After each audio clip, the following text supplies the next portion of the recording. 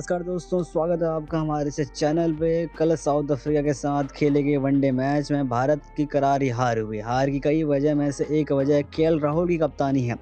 बात है कि कल वेंकटेश अय्यर ने अपना वनडे का डेब्यू किया। हार्दिक पांड्या की जगह अय्यर एक ऑलराउंडर के तौर पर शामिल हुए थे। आईपीएल में गेंदबाजी सभी को हैरान कर दिया था, पर कल के मैच में कप्तान केएल राहुल ने पूरे मैच में उनसे गेंदबाजी नहीं कराई। सभी हैरान थे क्योंकि जिस हिसाब से अफ्रीकन बल्लेबाज रन बना रहे थे, उन्हें रोकने के लिए एक नया गेंदबाज इस्तेमाल किया जा सकता था।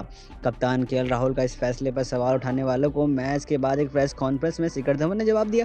शिखर धवन ने कहा कि यकीनन अय्यर एक अच्छे गेंदबाज है, लेकिन हमें उस समय अपने मुख्य गेंदबाजों पर ज़्यादा भरोसा था क्योंकि हमारे स्पिनर्स अच्छा काम कर रहे थे, इसलिए हमें अय्यर से गेंदबाजी कराना ठीक नहीं लगा। जी हाँ, केएल राहुल की ओर से जवाब देते हुए शिखर धवन ने कहा कि हमें अपने मुख्य गेंदबाजों पर उस वक्त भरोसा करना था और हमने वो करा भी। हमने मुख्य गेंदबाजों से गेंदबाजी कराई, जिसके बाद वेंकटेश अय्यर को यहाँ पे गेंदबाजी कराने का मौका नहीं मिला। तो ये भी एक ज़रूर सवाल उठा था कि वेंकटेश अय्यर को जब आपने टीम में शामिल करा है तो आप उनसे गेंदबाजी क्यों नहीं करा रहे। साउथ अफ्रीका ने पहले ओडीआई मैच में यहाँ पे कब्जा कर लिया है। जी हाँ, 31 रन से भारत को यहाँ पे मात दी है। और जिस तरीके से राशि वनडे डस्टिन तैम्बा बुमा ने शानदार तरीके से पहले ओडीआई मैच में फॉर्म में वापसी का इशारा दे दिया। इशारा ही क्या दिया, उन्होंने एक शतक मार कर कहीं ना कहीं अपनी टीम को एक मजबूत स्थिति में ला खड़ा कर दिया। जहाँ लग रहा था पिछले 2018-17 के सीरीज में हमने देखा था कि भारत ने 4-1 से 5-1 से उस वनडे मैच को जीता था। कहीं न कहीं बहुत ही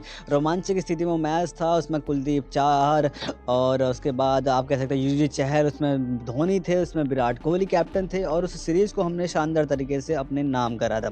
वो एक ऐतिहासिक जीत थी, लेकिन इस बार की वनडे सीरीज़ का आगाज़ भारत का इतना सही हुआ नहीं है। तो आइए जानते हैं इस पूरी खबर के बारे में। भारत के पिछले रिकॉर्ड क्या रहे हैं साउथ अफ्रीका के पिचों पे, पिछले क्या ऐसे भारत ने कारनामे करे हैं देशों में, जहाँ पे कहीं न कहीं भारत को अब उनसे सीखना चाहिए इन गणितों से। और पिछले ओडीआई मैच से भी भारत को कहीं न कहीं बहुत कुछ सीख यहाँ से मिल सकती है। जी हाँ, भारत और साउथ अफ्रीका के बीच 3 मैच की वनडे सीरीज़ शुरुआत 19 जनवरी से हो गई है, जिसमें दोनों टीमें जीत हासिल करना चाहती थी, लेकिन भारत पहला अपना ओडीआई मैच हार चुका है। जी हाँ, साउथ अफ्रीका का दौरा भारत के लिए हमेशा से काफ़ी चुनौतीपूर्ण रहा है। यहाँ जीत भारत को मुश्किल से नसीब हुई है। इस बार भारत टेस्ट में साउथ अफ्रीका को मात देने के हालात में दिख रहा था, लेकिन मेजबान टीम ने पासा पलट दिया। अब दोनों टीमों के लिए कहीं न कहीं अब वनडे मैच की सीरीज़ एक जीवनदान से कम नहीं है भारत के, लेकिन भारत ने अपना पहला मैच गंवा दिया है। दूसरे मैच कल से स्टार्ट होने वाला है। 21 जनवरी से दूसरा ओडीआई मैच पाल में खेला जाएगा। भारत ने साउथ अफ्रीका पिछले दौरे पर 2018 में मेजबान टीम को मात दी थी। साउथ अफ्रीका दौरे में भारत बीती 4 वनडे सीरीज़ में क्या रहा हाल, हम आपको बताते हैं आपको। जी हाँ, 2010-11 में भारत ने महेंद्र सिंह धोनी की कप्तानी में साउथ अफ्रीका दौरा किया था।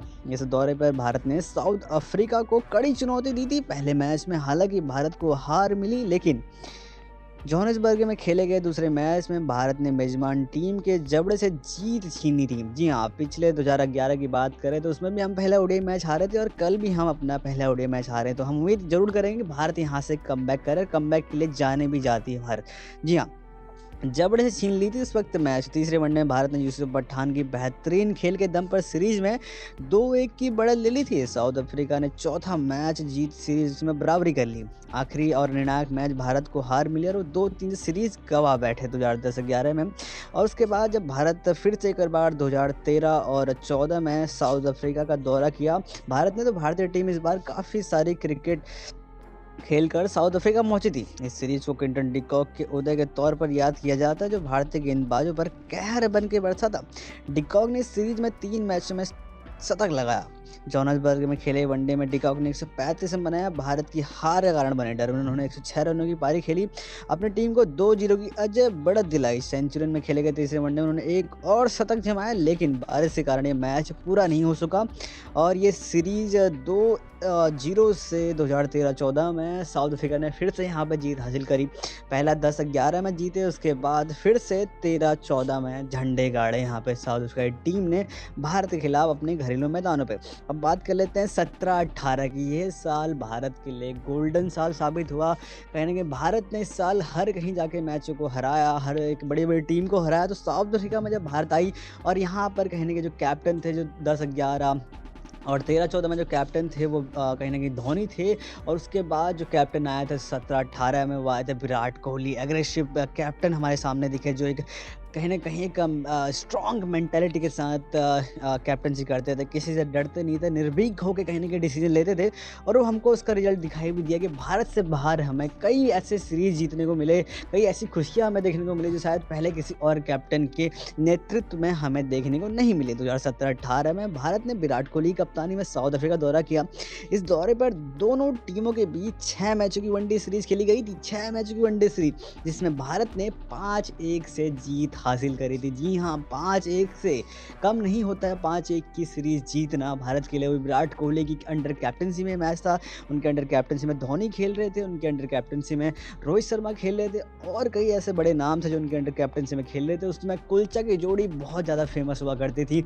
मिडिल ओवर में वो विकेट चटकाया करती, जो हमने आज पहले ओडीआई मैच में देखा था कि हमें मिडिल ओवरों में विकेट चटकाने में उतनी मदद नहीं मिली स्पिनरों से ना गेंदबाजों से, लेकिन उस वक्त कुलचा की जोड़ी इतनी मजबूत हुआ करती थी कि जब धोनी विकेट के पीछे खड़ा होकर कहीं ना कहीं उनको सुझाव देते तो उसका फ़ायदा भारतीय टीम को भी मिलता था और हमने 5-1 से जीत हासिल करी थी। वही टीम 13-14 में भी थी, वही टीम 17-18 में भी साउथ अफ्रीका थी, लेकिन जीत इस बार भारत की हुई थी।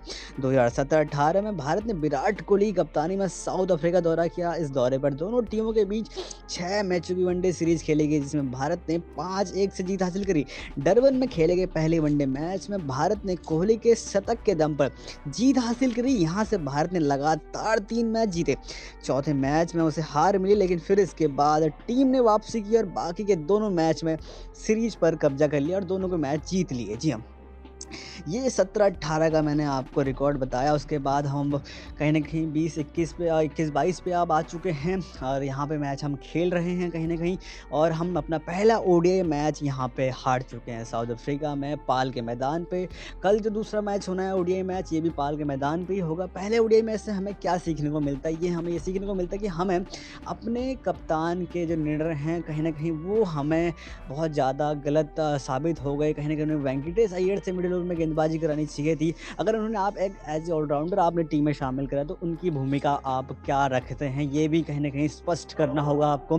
अगर आप एक प्रॉपर बल्लेबाज के रूप में जा रहे हो तो आपने सूर्य कुमार यादव को क्यों डग यार्ड पे बैठाया हुआ? आप उन्हें टीम में शामिल क्यों नहीं करते? आपने श्रेयस अय्यर को कहीं न कहीं तरजीह दी। हमने टेस्ट मैच में भी देखा था कि हमारा मिडिल ऑर्डर इतना मजबूत नहीं दिखाई दे रहा था, जिसकी बदौलत हमें कहीं न कहीं लास्ट के दोनों टेस्ट मैच में हार मिली थी। तो वैसी कुछ प्रॉब्लम अब ओडीआई मैच में भी हमें देखने को मिल रही है कि हमारा जो मिडिल ऑर्डर है, जिसमें कहीं न कहीं विराट कोहली अच्छी बल्लेबाजी कर रहे हैं, शिखर धवन हमें अच्छी बल्लेबाजी करते हुए दिखे थे, लेकिन केएल राहुल फ्लॉप दिखे थे। उसके बाद ऋषभ पंत, श्रेयस अय्यर, रविचंद्रन अश्विन, शार्दुल ठाकुर ने एक अच्छी पारी खेली थी, लेकिन जो हमारा मिडिल ऑर्डर है श्रेयस अय्यर, ऋषभ पंत, ये कहीं न कहीं फ्लॉप साबित हुए थे। तो क्या आपने सूर्य कुमार यादव जितने लंबे टाइम से टीम के साथ जुड़े हुए थे उन्हें आपने टीम से बाहर कर दिया, उनकी जगह आपने श्रेयस अय्यर को तवज्जो दी? तो कहीं न कहीं ये एक थोड़ा-सा गलत डिसीजन यहाँ पे देखने को मिला। ऊपर से आपने रविचंद्रन अश्विन और चहल को एक साथ यहाँ पे खिलाया। क्या आप यहाँ पे एक एक्स्ट्रा बैट्समैन के साथ जा सकते थे? अगर आप एज ऑलराउंडर के रूप में देखें तो शार्दुल ठाकुर ने भी यहाँ पे कुछ बेहतरीन पारी खेली है इसलिए वनडे ओडीआई मैच में 50 रन की, तो उससे भी कहीं न कहीं आपको थोड़ी सी मदद मिली होगी। लेकिन यहाँ से अब देखना हो किस तरीके से आप मिडिल ओवर्स में विकेट चटका सकते हैं। बड़ी प्रॉब्लम बनकर भारत के सामने खड़ी हो गई है।